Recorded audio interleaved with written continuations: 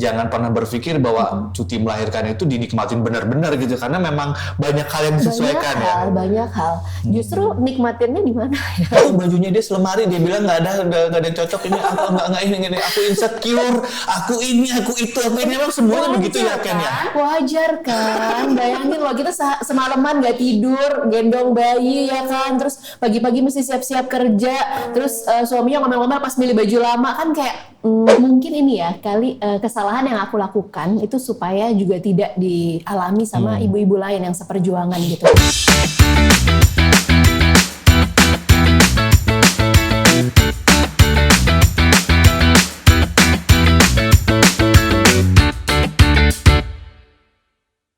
Halo, kembali bersama kami di Ruang Keluarga.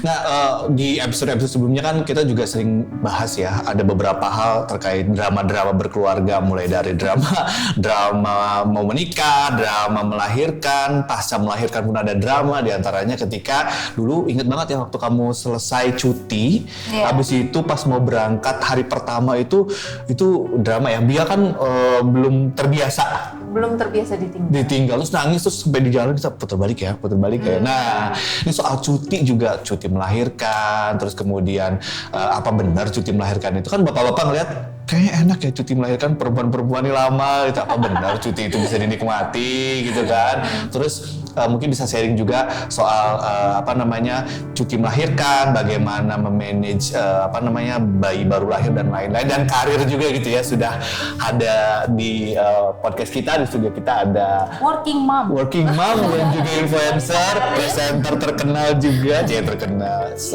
mantan sejawat lah ya, mantan seprofesi. Ada Priskani, halo Dike.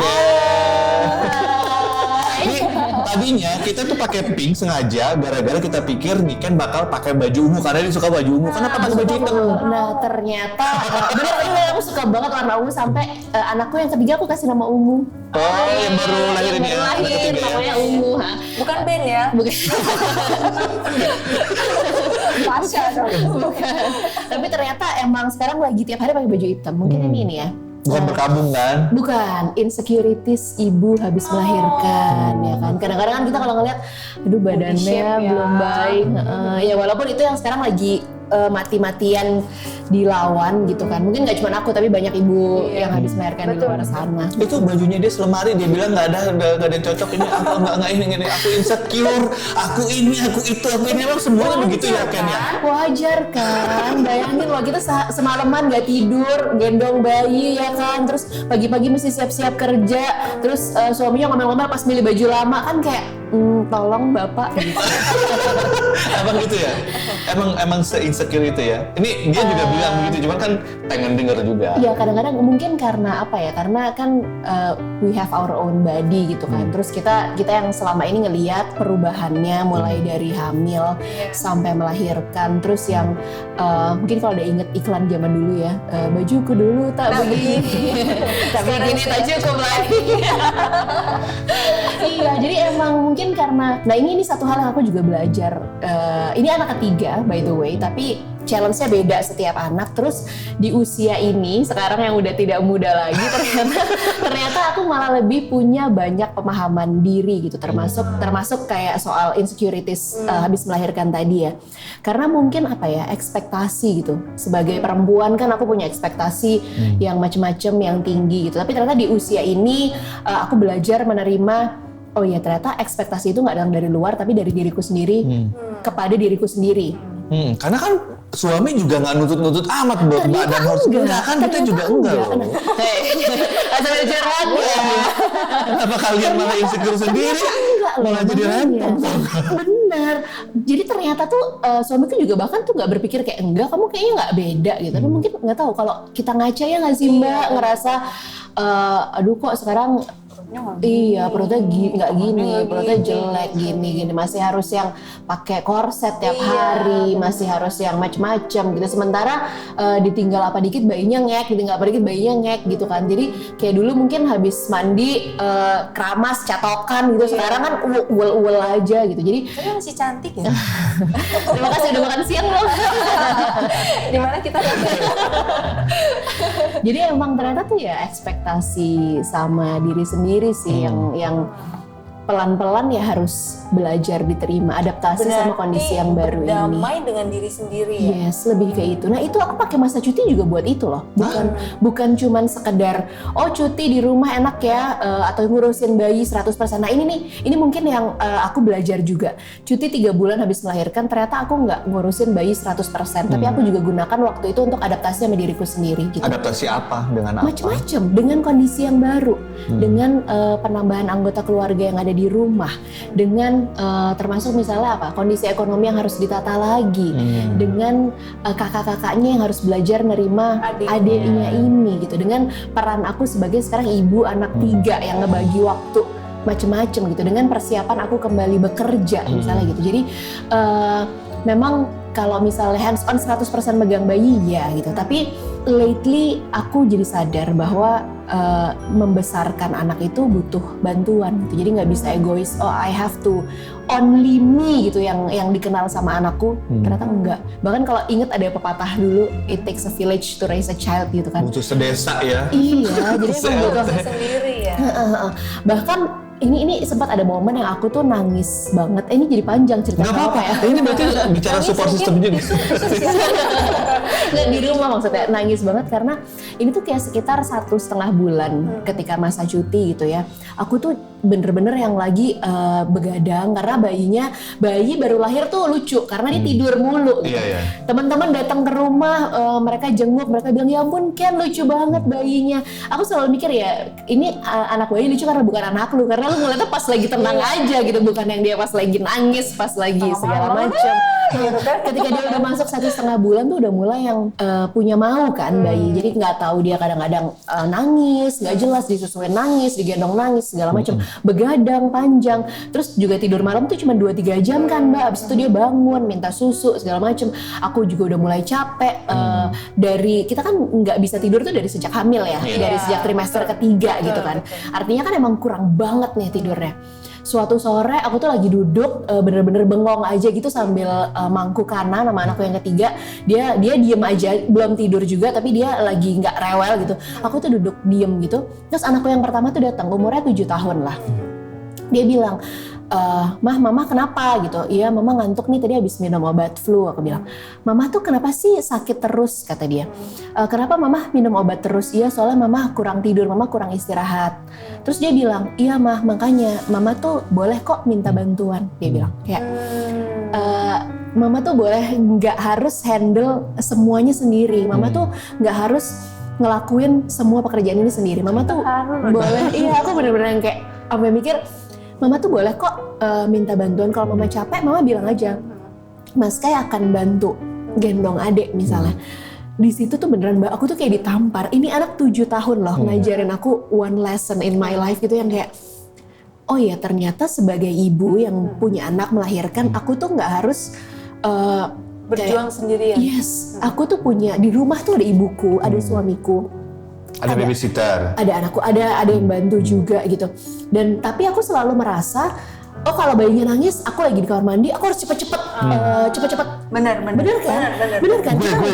Kita lagi misalnya lagi buang air ya.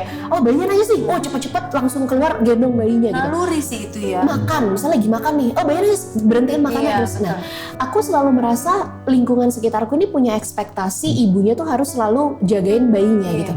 Ternyata dari apa yang disampaikan kayak aku tahu mungkin itu bukan ekspektasi lingkunganku, tapi diri kita sendiri. Mungkin itu aku sendiri aja yang buat standar untuk diri kita ya. Ya mungkin tidak berlebihan ya, tapi mungkin bagi sebagian orang ya memang itu adalah kondisi yang dia harus lakukan gitu. Tapi ternyata ya itu tadi bener-bener kayak itu bilang kayak, mama nggak harus kok, mama you can ask for help, dia bilang gitu. That is the sentence exactly what he said gitu. You can ask for help. Aku tuh yang pernyataan simpel tapi kayak mama bisa kok minta tolong kalau misalnya mama kalau misalnya mama ngantuk, mama tidur aja Mas, bisa kok jagain adik Kana. Aku ya. Jadi memang cuti selama 3 bulan itu kalau dibilang cukup ya cukup, enggak ya enggak, tapi memang jangan pernah berpikir bahwa cuti melahirkan itu dinikmatin benar-benar gitu, karena memang banyak hal yang disesuaikan banyak hal. Justru nikmatinnya di mana ya? Enggak sih sebenarnya cuti 3 bulan, karena kan ada wacana yang bilang Bicara ekspektasi ya. Kalau Iya. tadi ekspektasi sama Dini apa ekspektasi Itu untuk kan rame banget ya dibahas pro kontra. Aku kan salah satu penikmat Twitter ya. Jadi kadang-kadang kalau misalnya ada isu baru, pasti langsung cari di Twitter ngelihat pro kontranya apa banyak sih? banget. Iya, Benar-benar. benar. Cuti 6 bulan itu kan berarti ditanggapi oleh ibu bekerja. Karena kalau ibu tidak bekerja ya Iya, dia nggak ada cuti buat ibu-ibu tolong. Ya kan, sorry. Kalau buat aku sih kayaknya 3 bulan itu masa yang cukup. Nggak berlebihan, nggak kurang berarti juga. termasuk tapi- yang kontra lah ya, cuti 6 bulan ya. Kalau buat ibu bekerja ya, ketika kita memutuskan untuk bekerja berarti kan we have a career to pursue gitu kan. Ada yang kita jaga juga di dari awal kantor. sudah konsisten ya. Yes, gitu. Kalau 6 bulan pekerjaan kita ditinggal, aku kok belum mikir sampai sejauh itu. Nanti ngejarnya kayaknya susah nggak sih 6 bulan kita nggak terlibat dalam pekerjaan kita, terus tahu-tahu kita balik ya. Nggak tahu ya, karena itu tadi kayak Mbak Tia bilang, ketika di awal udah memutuskan jadi ibu bekerja ya berarti sudah tahu dengan segala konsekuensinya gitu kan ya Mbak ya. We can have something in our life semuanya gitu kan nggak bisa. Kamu Jadi ya, sendiri gimana? Mau yang 6 bulan apa yang 3 bulan? coba Berat sih kalau 6 bulan itu benar. Aku Beratnya sependapat maksudnya sama gimana? dia. Beratnya tuh lebih ke arah gimana ya? Ini langsung jadi 2 nih. Jadi saya ini kan. ya aku nggak tahu, soalnya aku juga nggak tahu.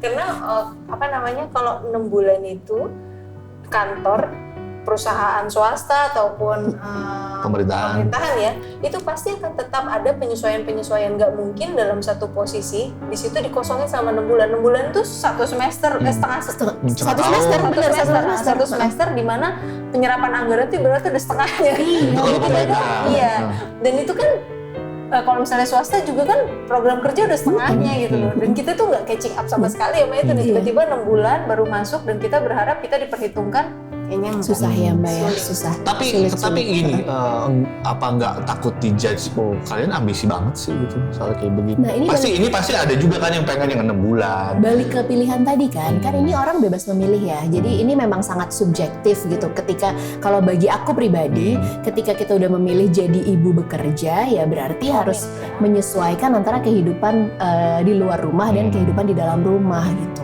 Tapi apakah kemudian fair ketika orang bilang ibu bekerja, anaknya nggak disayang, anaknya nggak diperhatikan, gimana? Pandangan-pandangan seperti itu kan banyak. Banyak banget Mbak, banyak banget. Tapi bentar, ibu bekerja ini kan bekerja buat siapa? Buat suami. Mungkin ada juga. Tapi banyak ibu bekerja buat dirinya, buat beli make up segala macam. Gini ya. Ini kayaknya ditonjokin banyak orang nih. Other than duit yang dicari ketika kerja, itu kan kita juga cari Karir. hal-hal lain kan, kayak misalnya edukasi mungkin ya buat diri sendiri ya, pengembangan diri, self development gitu.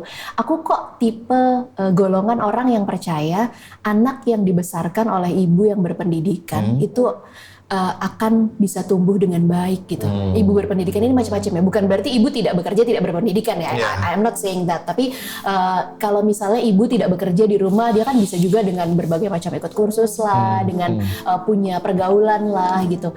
Pun dia di rumah sekarang, zaman sekarang ya bisa nonton YouTube lah dan lain-lain. Tapi buat ibu bekerja pun sama gitu. Dengan dapat pengembangan diri di luar, dia akan bawa banyak hal yang baik juga buat anaknya yang ada di rumah. Jadi bukan berarti kalau kerja berarti nggak sayang sama anaknya. Nggak juga sih menurutku. Kalau ada yang ngomong begitu, apa dikasih sambal mulutnya? Atau dikutuk? Kutukan mama. Sebenarnya rasa sayang itu terbukti ketika dalam situasi sulit kan biasanya. Iya, betul. Kalau misalnya dibilang ibu bekerja itu nggak sayang sama anaknya, tunggu dulu gitu loh. Kita ibu bekerja juga berjuang untuk anak. Ada juga misalnya di luar sana single mother yang harus bekerja untuk menghidupi anaknya, dan itu bukan berarti dia nggak sayang, itu luar biasa sayang. Bagaimana dia harus membagi dirinya yang bekerja, memperhatikan anak, membagi semua peran itu butuh effort. Nah tadi bicara sosmed, YouTube segala macam, kita sebenarnya gue sama Tia tuh sempat ngeliat Instastory lu kan. Iya. Kok Yang mana nih? yang pas melahirkan kok kayaknya ada drama-drama juga. Kita nanya, kan bukannya anak udah 3. Kan juga di awal bilang kan effortnya kok pasti beda-beda. Bukannya, tapi udah anak 3 bukannya udah harusnya lancar-lancar gitu ya. Itu itu sempat kepikiran gitu juga nggak sih? Nah, aku tuh Makanya justru mikirnya menarik nih kalau ajak weekend nih ngobrolnya. jadi anak ketiga ini tuh sangat well planned sebenarnya karena udah belajar dari 2 anak sebelumnya. Terus juga kita jarakin anak yang ketiga ini dengan maksudnya dengan menurut kita dengan baik. Jadi jarak anak kedua dan ketiga ini 5 tahun. Jadi harusnya kayak aku dan suami itu juga udah bisa lebih menata segala macam. Bahkan kita punya tabungan khusus ketika untuk dia lahir gitu kan. Terus juga banyak hal lah itu yang kita tata bener-bener. Kita bahkan tuh si kakak-kakaknya yang sebelumnya tidurnya nyampur gitu-gitu kan. Terus sebelum anak ketiga ini lahir, kita udah ajarin mereka tidur di kamar sendiri. Pokoknya semua tuh kayak udah rapi ditata. Ternyata ya manusia bisa berencana, Tuhan menentukan gitu kan. Ternyata bener challenge-nya tuh beda lagi. Bahkan di anak ketiga ini kita udah karena kondisi kesehatan aku harus sesar gitu. Kita udah plan dengan rapi. Ternyata belum tanggalnya udah pecah ketuban. Ternyata biaya yang kita siapkan itu Jadi membengkak. yes, baru bahkan tuh nggak sampai setengahnya dari biaya aktual yang harus kita bayarkan ke rumah sakit gitu. Semahal itu ternyata ya. Iya bisa. Coba ya kalau Aku lihat loh edisi podcastnya Kang Adi sama Mbak Tia yang cerita soal harus menabung memang benar ya, harus siap gitu secara lahir batin, secara finansial dan diri soal lahiran gitu kan. Dan segala macam hal yang udah kita tata ya ternyata emang gila sih, aku juga nggak Apa yang nyangka. beda yang 3, yang kedua, yang ke satu? Kita kan baru satu nih anaknya nih, mungkin juga yang satu juga anaknya baru 1 atau 2 gitu. Tantangannya unik sih, mulai dari kayak menyusui ya. Aku anak pertama tuh struggling menyusui, anak kedua tuh struggling menyusui. Nah anak ketiga ini belajar, pokoknya macem-macem gitu kan sebelum. Bahkan udah pijat laktasi, jadi asinya tuh udah dalam tanda kutip dikeluarin sedikit sebelum melahirkan supaya nanti ketika lahiran tuh nggak. Langsung. Ya kan, yang anak kedua tuh aku lahiran 3 hari baru keluar asinya. Jadi kayak dari situ kita belajar, oh ini harus dipersiapkan nih gitu. Jadi bukan yang blessing in disguise langsung keluar aja asinya, enggak gitu, tapi emang dipersiapkan asinya segala macam. Ternyata tetap aja berdarah-darah. Ternyata tetap aku nggak melakukan perlekatan dengan benar. Bayangin anak ketiga loh yang semuanya pada bilang harusnya lu udah bisa ya Ken nyusuin gitu. Tapi dengan akhirnya belajar lagi, berusaha lagi sama di usia yang lebih matang ini kayak tadi aku bilang matang ya. emang lebih Bukan tua. matang. Matang kan, usianya matang. Usianya 18 tahun dengan 18 tahun pengalaman. Tambah ditambahkan. Kan 36. hampir belum. Jadi akhirnya ya kayak sekarang stok ASI lumayan banyak gitu-gitu. Jadi ya apa ya tantangannya ya ternyata pelan-pelan harus diatasi. Nah belajarnya pas cuti melahirkan tadi.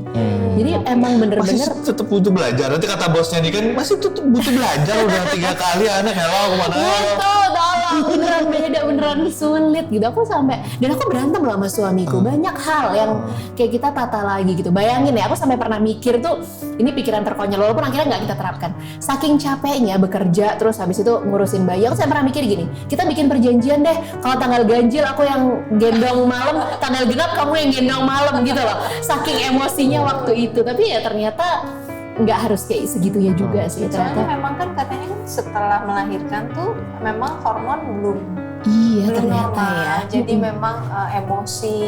Bapak tolong didengerin Pak.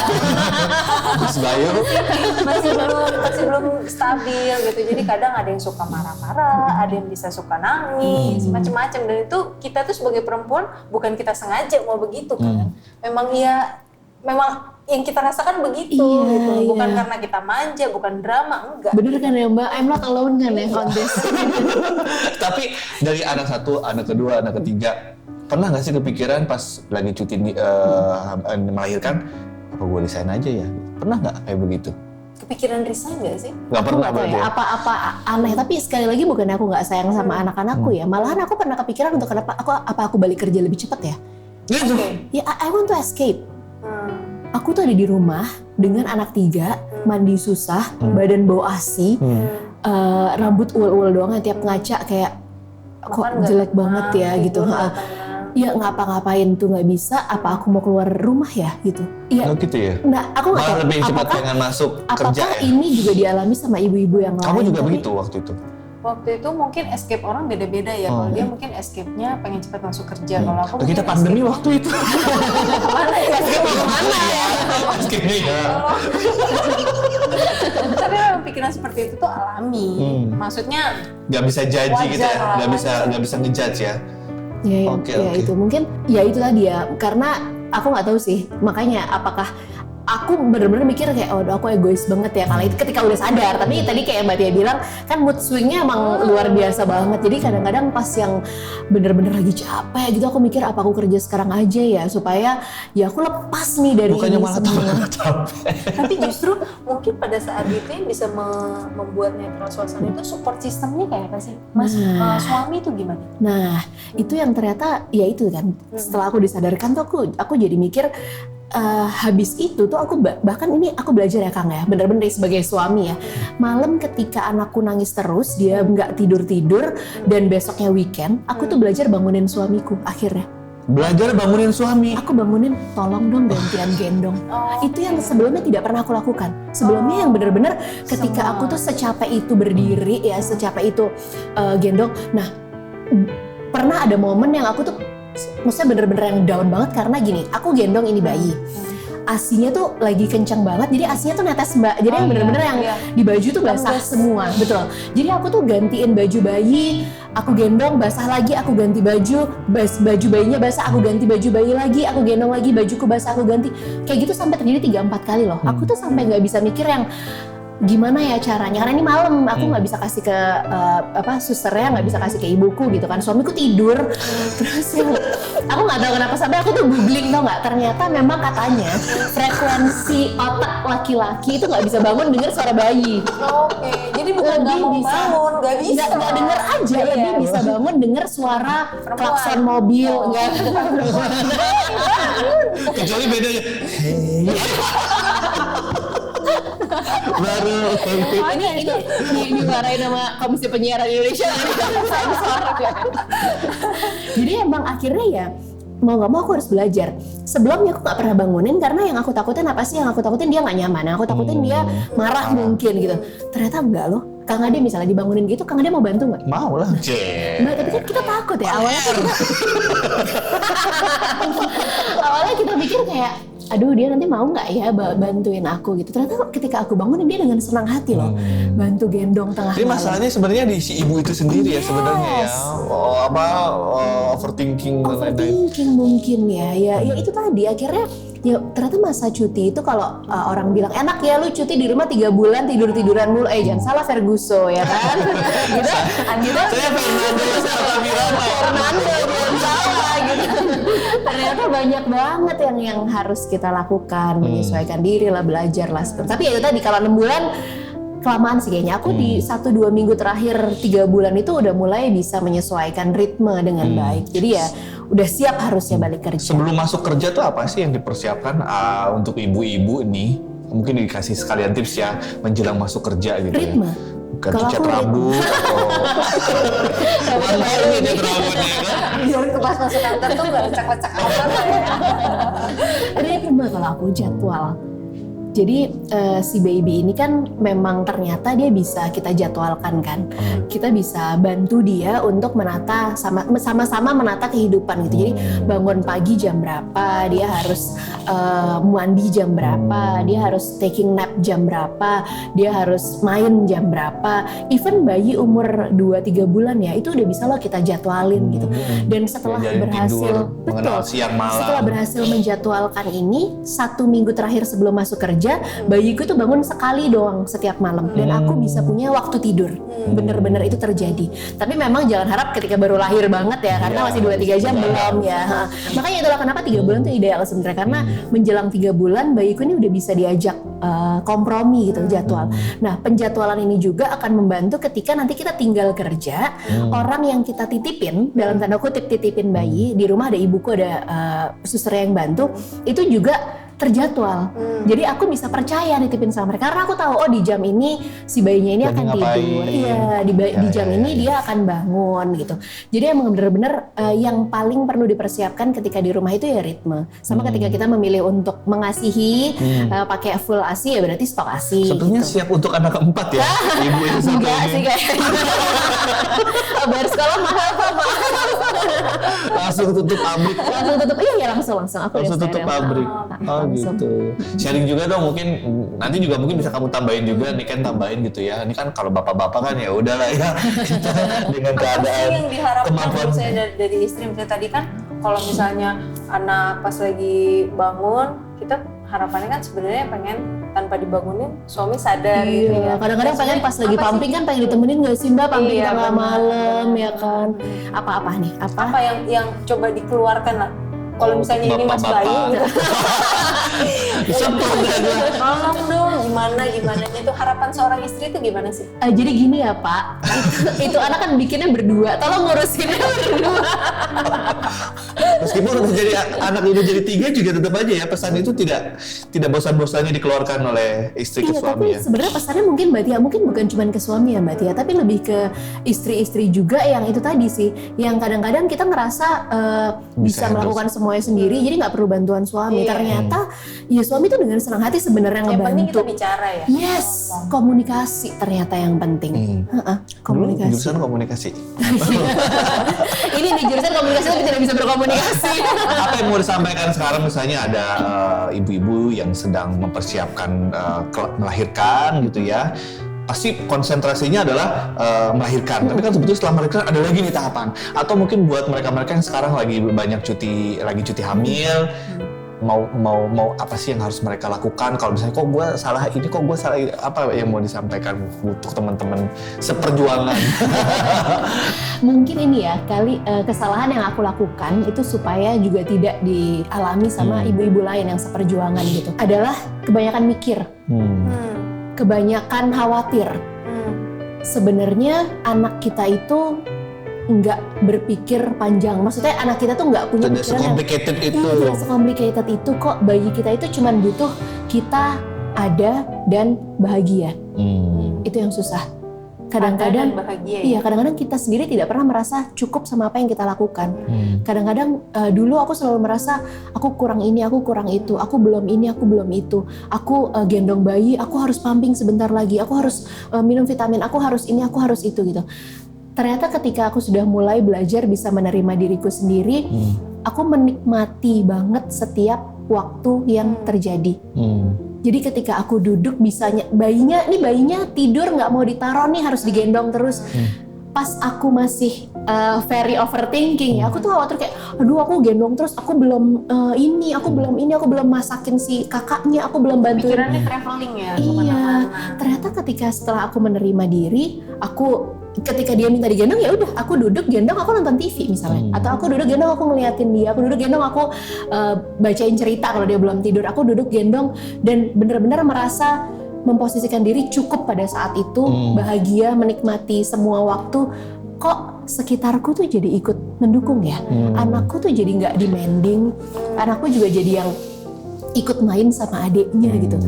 Jadi ya kuncinya ada di diri sendiri. Coba pelan-pelan, itu susah, aku nggak bilang itu gampang, itu super susah dan butuh waktu. Jadi ya sabar aja, kita benar-benar pelan-pelan berusaha menerima diri dan bahagia. Jadi ternyata pas cuti melahirkan itu dipelajari bukan hanya bagaimana menyusui, Bukan bagaimana cuma cara deal mandiin with bayi.